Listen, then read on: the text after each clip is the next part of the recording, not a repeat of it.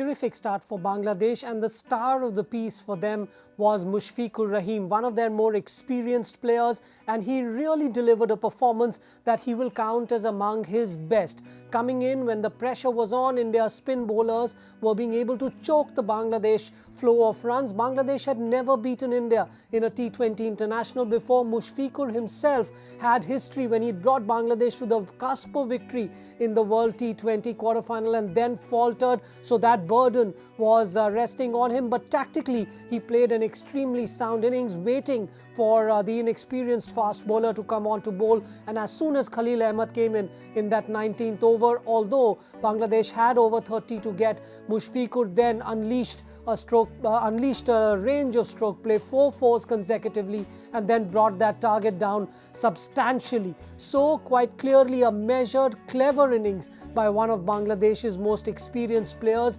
and that resulted in them actually coasting to victory in that final over against India. India will not be too concerned at this defeat. Of course, they have the personnel to bounce right back in the series, and they will believe they can. A few areas of concern, perhaps Shikhar Dhawan at the top, that's something they will be talking about. But the big question is the one involving Rishabh Pant.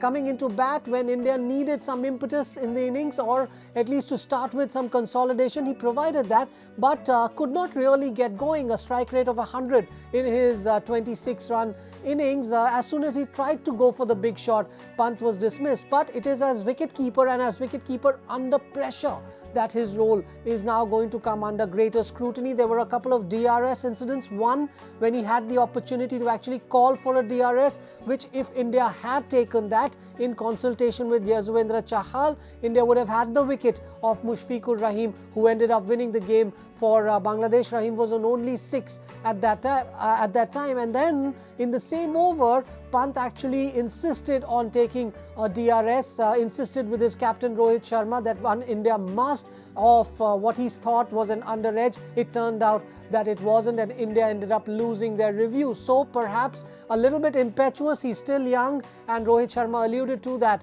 in his post-match press conference, but it continues to add to this narrative that Rishabh Pant remains under pressure as India's first choice wicketkeeper even in this format.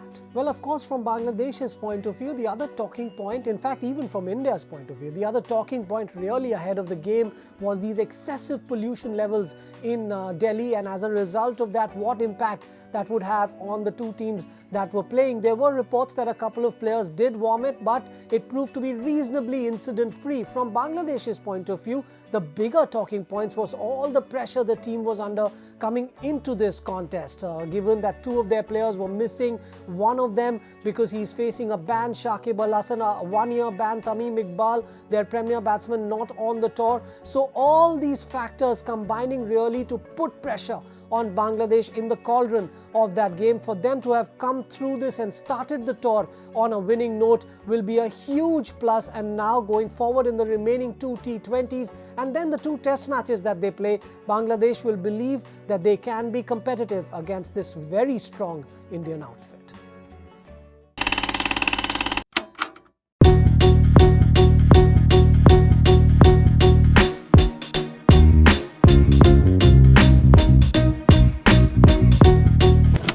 न रुके न थके न चुके और आज दोबारा आ गए. The game pretty much changed in those first 40 minutes. It's what you do after failure that defines who you are. Walking the streets of the future is really going to be breathtaking.